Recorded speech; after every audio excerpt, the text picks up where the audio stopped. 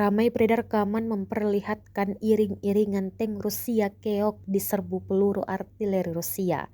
Rekamannya beredar di Telegram pada Selasa, 14 Maret 2023. Dalam keterangan unggahan disebutkan inilah serangan terhadap tank-tank Rusia. Sebelumnya, iring-iringan tank ini akan menyerbu benteng pasukan Ukraina. Serangan yang gagal oleh penjajah, jelas militer Ukraina dalam unggahannya. Tampak satu persatu tank Rusia hancur dihantam peluru artileri.